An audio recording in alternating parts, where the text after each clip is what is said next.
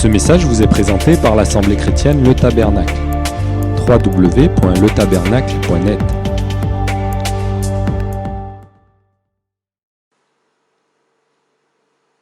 Qui est suffisant pour donner un tel message?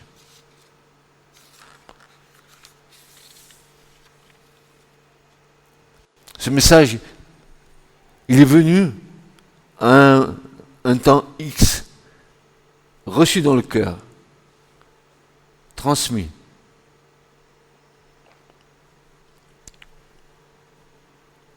Et l'esprit travaille. 1, 2, 3, 4, 5, 6 ans qui passent. Et voici que l'esprit reparle. Mais l'Esprit Saint réactualise ce que tu as reçu il y a des années en arrière. Attendez, un message n'est pas figé. Un message, il s'enrichit avec la révélation de l'Esprit Saint. Un message, il s'enrichit de votre relation, vous, avec le Seigneur. Il n'est pas statique.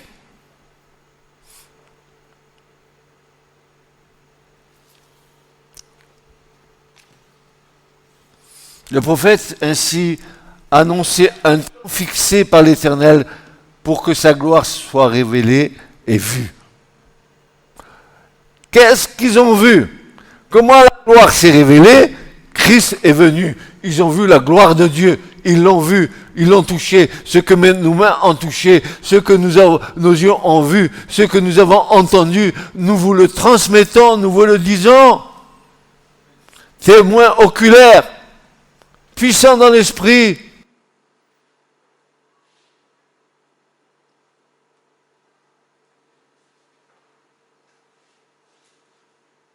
Le prophète annonçait un temps fixé par l'Éternel pour que sa gloire soit révélée et vue. Nous savons, d'autre part, que l'administration de la plénitude des temps est dans les mains de notre Dieu. Au temps fixé par Dieu, la gloire de Dieu et sa manifestation ont eu lieu lorsque le Messie est apparu sur le bord du Jourdain. Vu de tous, c'est ce que disait le prophète, vu de tous, voici l'agneau de Dieu qui ôte le péché du monde. Oh Seigneur.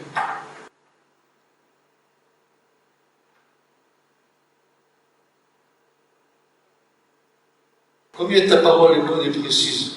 Elle est juste.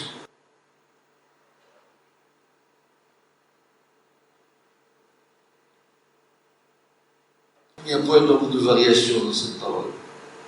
C'est oui et amen.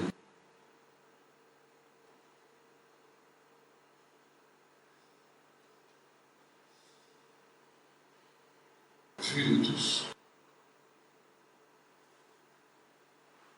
Alors, on peut se poser la question, comment Baptiste a préparé la venue du Messie? Quelle action puissante du Saint-Esprit a-t-elle réalisé à partir de cette prophétie? Cette prophétie s'est accomplie littéralement point par point. Voix qui crie dans le désert. Et je dis, frères et sœurs, n'est-ce pas paradoxal qu'une voix crie dans l'immensité du désert? Qu'est-ce que tu veux dire au désert? Un musée qui arrive.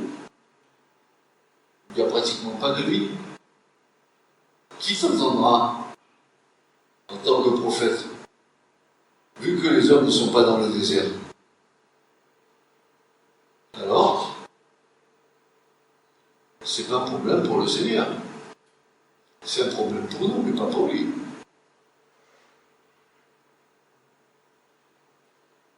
Parfois, nous avons le sentiment que les messages donnés et enfantés dans le secret de notre relation avec le Seigneur n'ont aucun impact face à un auditoire passif.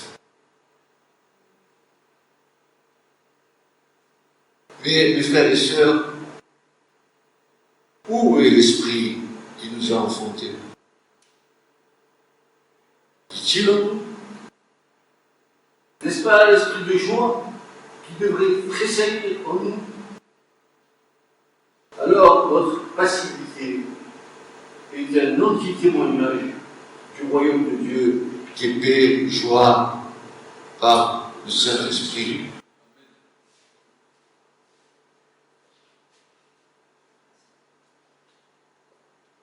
Car le royaume de Dieu n'est pas une question de manger et de boire, n'est-ce pas?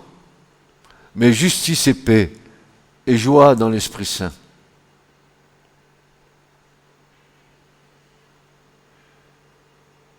Cette voix a-t-elle des chances d'être entendue? Celui qui crie ne craint-il pas de s'égosiller en vain? Devant l'immensité du silence du désert de nos vies, de la foi, qui s'amenuise, un sentiment de découragement ne peut-il pas faire dresser les bras à cette voix qui crie? Qui entendra? Tu as bien compris que c'était pas le désert, le Sahara. Tu as compris ça quand même, hein, j'espère. Non, non, non. Le désert de ta vie. Oh, moi, je ne suis pas dans le désert. Je gesticule, j'ai plein de monde autour de moi. Non, je ne suis pas dans le désert. Sauf que Dieu n'est pas là. Qui entendra? Mais voici, le néant peut se transformer en vie. Il suffit pour cela que Dieu dise une seule parole. Il commande et la chose se tient devant lui. Psaume 33, vous connaissez ces passages. Qui pourra entendre ce message aujourd'hui? Préparez le chemin de l'Éternel. Dans le désert. Ne sommes-nous pas dans cette situation où il nous semblerait qu'un immense désert de sécheresse a atteint le cœur de beaucoup de personnes dans notre génération? Y a-t-il une possibilité que la voix de Dieu soit entendue?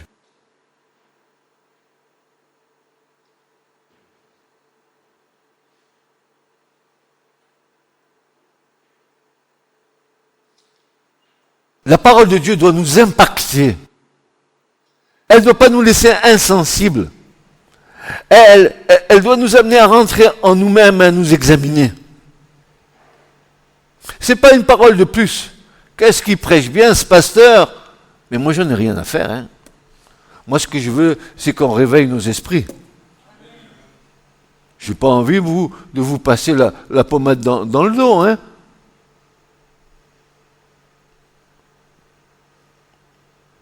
Oh, le Seigneur a dit que si tu étais très, très gentil, eh ben, il va te réserver une petite place. Tu vois, cette espèce d'humanisme dans la foi. Hein. Quelle honte. Quelle puissante prophétie. Quel admirable point de repère pour ceux et celles qui de tout temps ont espéré en ces paroles rafraîchissantes. N'oublions pas que ces temps de rafraîchissement sont des temps de guérison pour le peuple de Dieu. Parce que le mot rafraîchissement, c'est en fait un terme médical dans l'Écriture. Le temps de rafraîchissement, mon frère, ma sœur, c'est un temps de guérison pour toi. Viens, vous vous rappelez, viens, je t'attire au désert pour parler à quoi? À ton cœur. Pourquoi? Parce que là, dans le monde, je te parle, tu n'écoutes pas. Oh, ma femme, elle a la fièvre, mon fils, il est comme ça, ma grand-mère, elle est comme ça, mon beau-père, il est comme ça, mon copain, il est comme ça. Et puis tu es tellement embrigadé dans toutes ces choses que tu perds l'essentiel.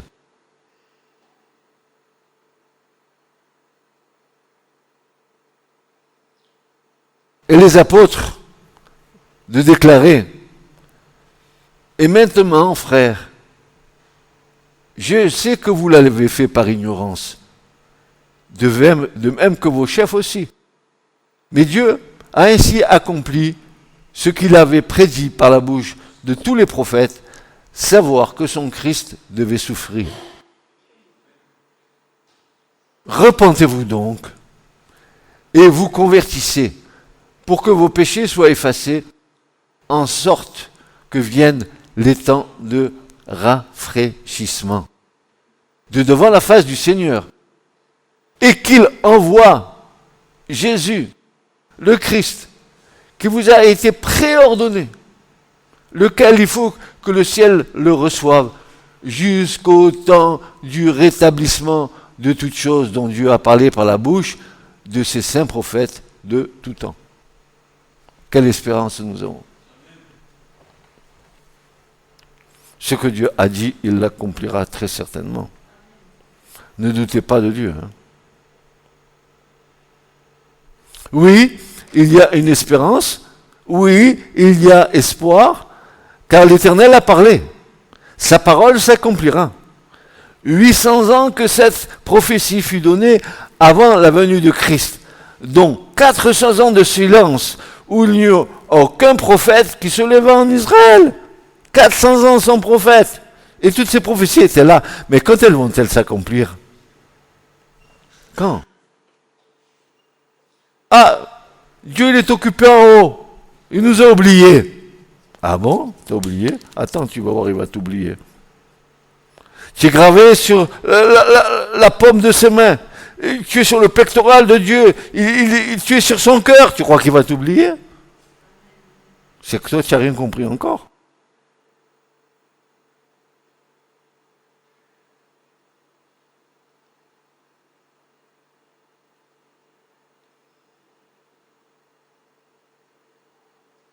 Ô Éternel, ranime ton œuvre. Puis, une voix se fit entendre dans le désert. Il fut cette voix, c'est-à-dire, je ne parle pas de Baptiste, là, je parle d'Ésaïe, qui a prophétisé 800 ans avant. Il y a des prophéties qui s'accomplissent rapidement, d'autres qui sont plus longues à se réaliser. C'est la souveraineté de Dieu qui s'exerce. Dieu fixe les temps et il les administre. L'administration des temps, dit Paul, tout est calculé, tout est précis, tout s'accomplira. Et si les choses tardent à s'accomplir, toi, attends-les. Elles se réaliseront. Parce que Dieu n'est pas un homme pour mentir.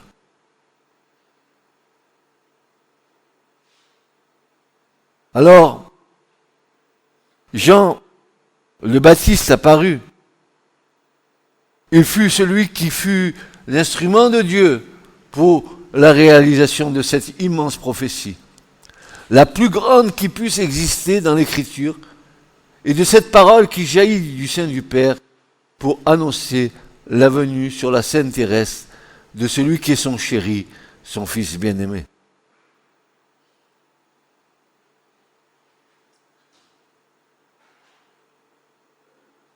Alors, ce Jean-Baptiste apparaît, sortant du désert, proclamant un message de repentance et de conversion d'une telle puissance. Écoutez-moi bien, ce message était tellement puissant qu'il nous est dit que de Jérusalem, que de la Samarie et que de toute la Judée, expression qui signifie tout Israël, et de tout le pays des environs du Jourdain sortait vers lui. Quelle puissance avait ce message au bord du Jourdain pour que tout le peuple soit rameuté des extrémités de la terre d'Israël? Quelle est la puissance de l'esprit dans les paroles de Baptiste? C'était un instrument épuré. Dieu l'avait formé dans le désert. Ah, tu veux servir Dieu? Alors écoute-moi bien, si tu veux servir Dieu, tu vas passer par le désert. Et le désert, c'est... Je peux compter pas sur moi-même, parce que moi, dans le désert, si j'ai pas un GPS, je suis perdu. Mais dans le désert, il y a le Seigneur qui me conduit. Comme les rois mages, l'étoile du matin. Pareil, n'est-ce pas? Quelle puissante attraction du Saint-Esprit. Quel message de justice manifestant l'amour de Dieu pour le salut des pécheurs. Message, écoutez bien, message rigoureux, message violent, message agressant même l'âme de ceux qui l'entendaient, comme un cri de lion. Race de vipère, dit Jean-Baptiste. Ah, oh là là, mais il est fou celui-là. Il est tombé sur la tête. Une interpellation directe. Il faisait comme le Christ, il rugissait, comme un lion, comme le lion de Juda.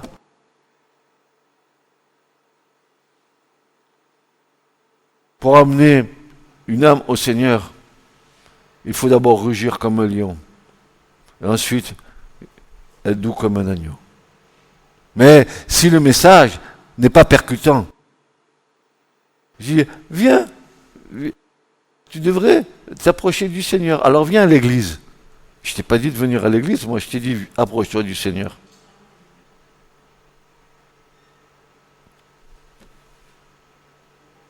Parce que là où sont plusieurs réunis dans le nom du Seigneur, le Seigneur est au milieu de nous, n'est-ce pas? C'est bien vrai, hein?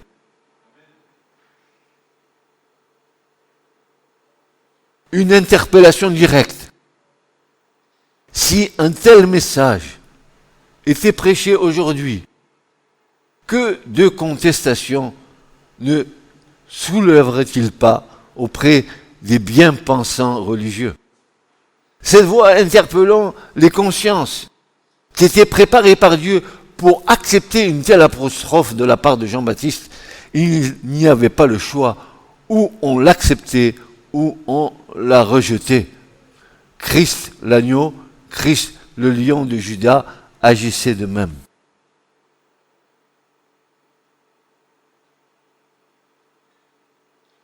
Le raisonnable, frères et sœurs, ne fait pas partie de Dieu.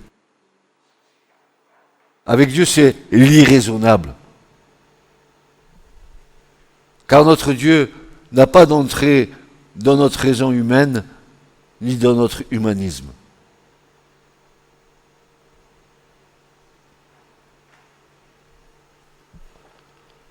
Et Luc de dire, concernant Jean-Baptiste, il disait donc aux foules qui sortaient pour être baptisées par lui, imagine que des gens viennent ici et que je commence à dire race de vipères qui vous a averti de fuir la colère qui vient. Qui vous a averti de fuir la colère qui vient? Qui vous a averti de fuir la colère qui vient?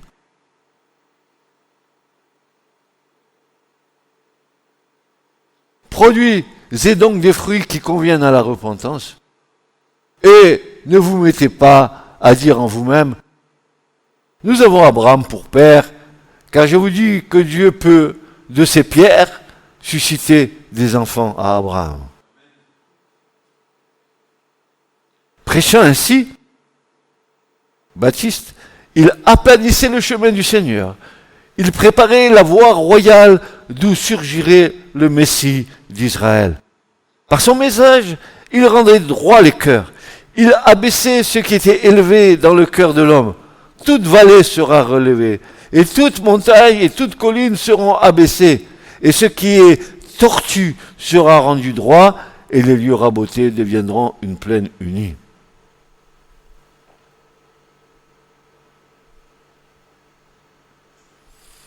Frères, sœurs, ce message aujourd'hui est identique et authentique. Ne nous réclamons pas de Jésus-Christ si nous ne portons pas des fruits dignes de la repentance.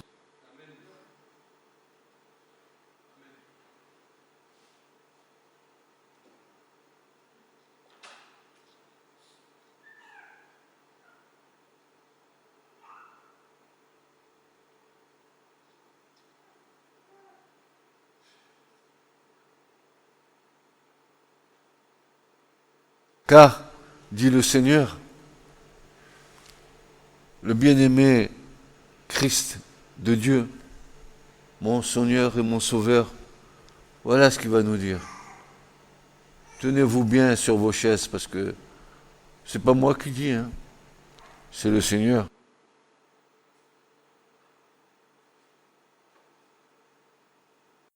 Il dira ceci, car les prostituées et les publicains risquent d'entrer avant vous dans le royaume glorieux des cieux.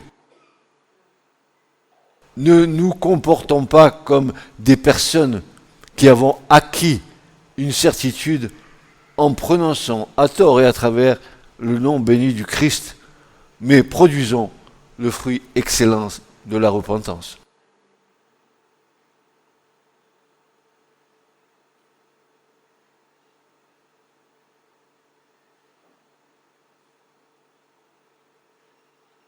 Le message était on ne peut plus clair. Non, nous ne pouvons pas entrer dans le royaume des cieux et de Dieu sans passer par une profonde repentance, fruit excellent du Saint-Esprit, une purification des consciences et une véritable nouvelle naissance.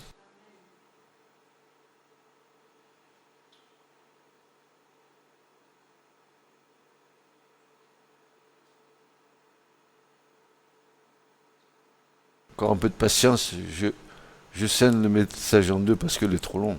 Il y a autre chose, vraiment encore. Moi-même, j'en suis abasourdi. Et le Seigneur m'a permis de découvrir un principe spirituel qu'il a mis en place et qui va se reproduire à la fin des temps.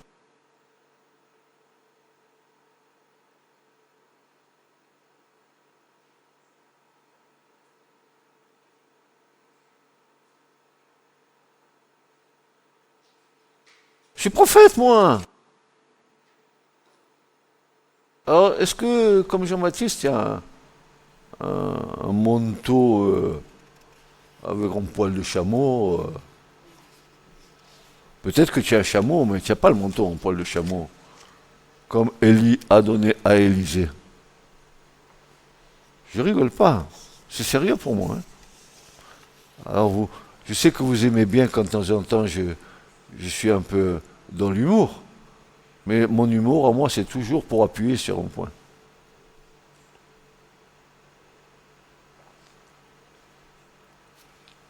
Oui, Matthieu nous décrit Jean le Baptiste comme étant un prophète, sa venue vestimentaire dans le désert. C'est un manteau en poil de chameau. Ça, c'est un prophète.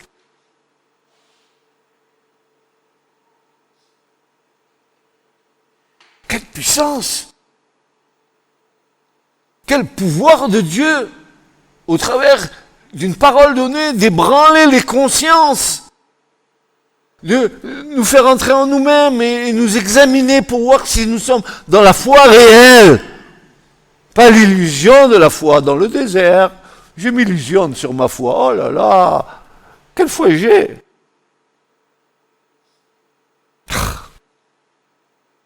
Trop d'années à avoir eu ça, trop. Trop d'années.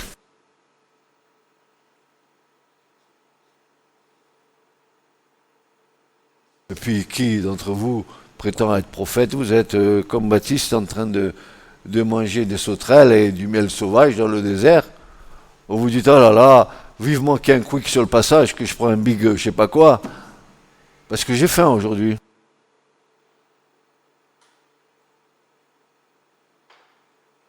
Sa vie plutôt monastique, retiré du monde, mangeant des sauterelles et du miel sauvage dans le désert. Nous constatons une fois de plus que c'est dans le désert où la voix de Dieu a le plus de chances d'être entendue. C'est dans le désert de nos vies que nous avons le plus de chances d'entendre la voix de Dieu. Et non pas dans le brouhaha quotidien, absorbé par nos activités, déphasé par les problèmes quotidiens, oppressé par la pression du monde et de Satan. Alors Dieu nous dit, viens au désert, parce que sinon, je ne peux pas te parler. Je ne peux pas te parler. Tu n'écoutes pas. Ton cœur n'est pas prêt, il n'est pas ouvert pour. Vous n'avez pas remarqué? Au début de conversion, c'est un peu comme ça. Tu te mets à prier Dieu, tout d'un coup, tu vois que dans ta prière, tes pensées sont parties ailleurs. Tu as pris le virage à... Tu as pris une bretelle. C'est vrai ou pas? Et comment faire pour que Dieu nous parle alors que nous sommes préoccupés par nos petites affaires? Et le plus grand piège, permettez-moi de vous dire, le plus grand piège, c'est l'illusion dans le spirituel.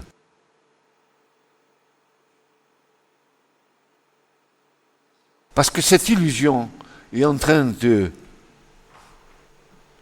comme la grenouille qui veut devenir plus grosse que le bœuf.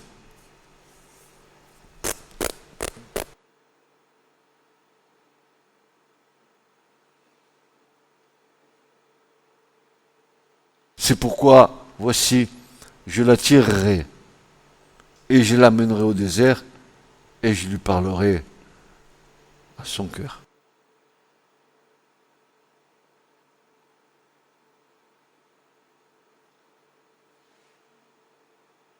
Faut-il en arriver là pour que Dieu nous parle? Est-ce que c'est vraiment une rencontre avec le Seigneur que nous avons faite? Souviens-toi quand tu as rencontré ta femme, ta future femme, pardon. Hein, tes yeux ont fait comme ça. Tu n'avais qu'une envie d'être constamment avec elle. Hein, de la serrer dans tes bras. Pas trop fort quand même.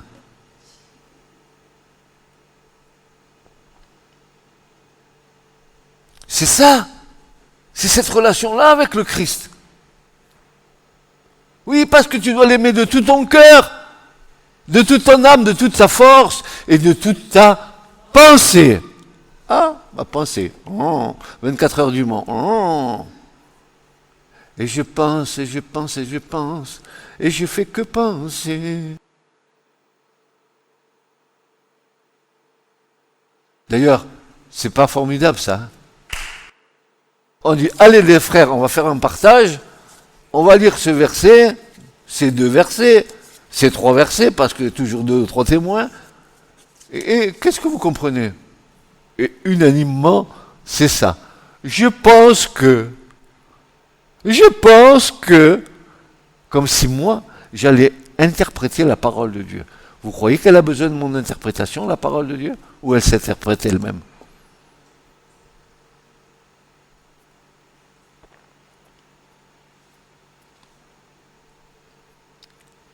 Alors Dieu est obligé de nous attirer dans le désert. Et alors, nous sommes comme les enfants, nous pleurnichons. Oh, qu'est-ce qui m'arrive maintenant? Je passe un mauvais moment, frère. Hein? Prie Dieu pour qu'il te fasse visiter tous les déserts de la terre.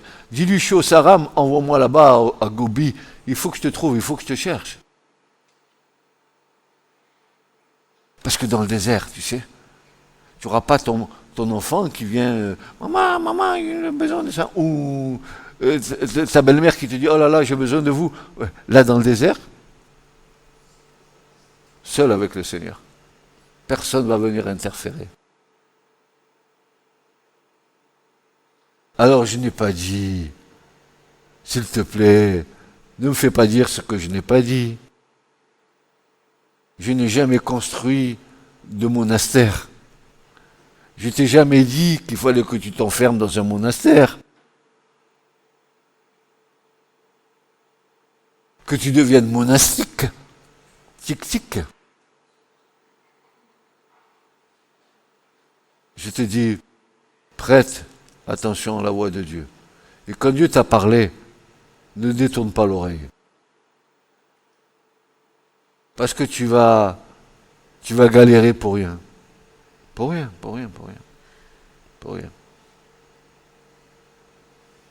Ainsi, nous avons un exemple. Et là, dimanche prochain, je vous parlerai du principe spirituel que Dieu a déjà mis en place et qui va se passer à la fin des temps exactement pareil. On aura un partage dimanche prochain. Les messages, vous savez, avec moi, ils sont longs. Des fois, j'ai des difficultés à me maîtriser. Je resterai là encore des heures. Mais non. Le médicament, c'est à petite dose. Moi, je fais de l'homéopathie. Si on me prend un petit peu, tu vois, le placebo, ça va marcher. Regarde. Que Dieu vous bénisse. Et cherchez, premièrement, le royaume de Dieu et sa justice, et tout vous sera donné par-dessus. Ne vous inquiétez pas pour le manger, pour le boire, pour votre fiche de paye. Ne vous inquiétez pas de votre patron. Ne vous inquiétez de rien. Si Dieu est avec nous, qui sera contre nous? Si moi je marche avec Dieu, Dieu est avec moi tous les jours. Je suis avec vous tous les jours jusqu'à la fin. Et voilà. C'est écrit ou pas? Tu crois ou pas? Tu crois maintenant, ou demain, ou après-demain? Tu crois constamment à ça? Tu le crois? Et tu le vis. Amen. Ce message vous a été présenté par l'Assemblée chrétienne Le Tabernacle. www.letabernacle.net